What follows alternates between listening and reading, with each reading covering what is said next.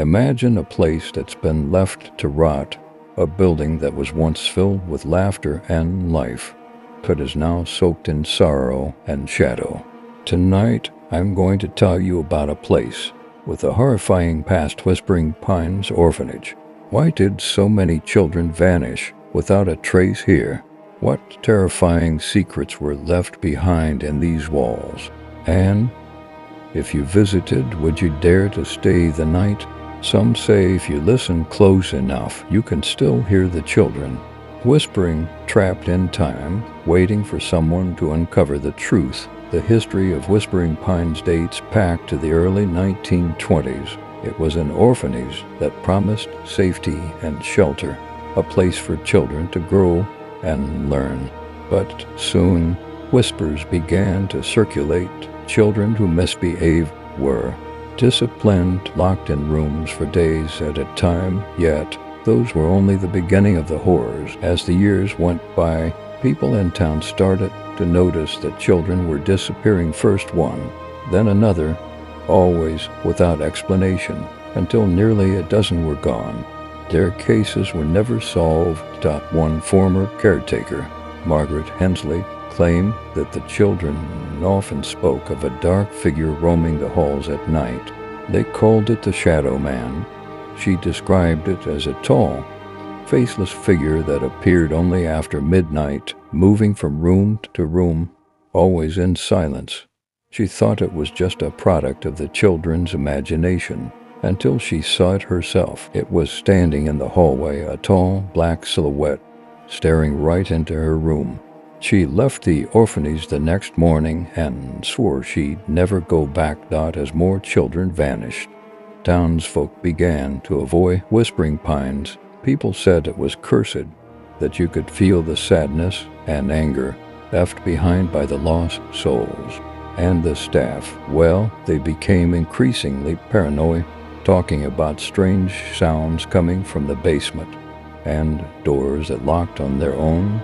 But one night, the orphanage shut down, practically overnight. Every remaining child was relocated, and the place was sealed off. The staff refused to say what happened that final night. Years later, a group of paranormal investigators heard about the tragedies of Whispering Pines and decided to spend the night there. They arrived with cameras, voice recorders, and every kind of equipment they could imagine, but nothing could have prepared them for what they experienced. As the night went on, the investigators began hearing faint whispers, sounds like laughter and crying, and then they captured something.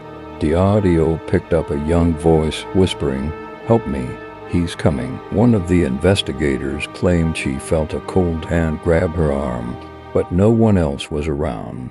They recorded doors slamming shut on their own and saw glimpses of figures darting through the hallways. But the worst came when they ventured into the basement, a place that the children had always feared.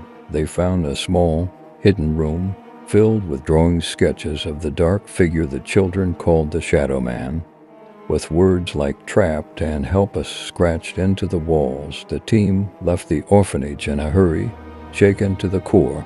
But days later, they started having strange experiences. They reported waking up in the middle of the night, hearing footsteps in their homes, feeling like someone or something was watching them. Two of the investigators had their equipment mysteriously destroyed, and one of them swore he heard a child's voice whispering in his ear, a faint "Why didn't you help us?" To this day, the orphanage remains abandoned, but locals say it's anything but empty. People who pass by claim to see faces peeking out from broken windows, children's faces. They say if you stop and listen closely, you can hear the voices of the forgotten children calling out for help.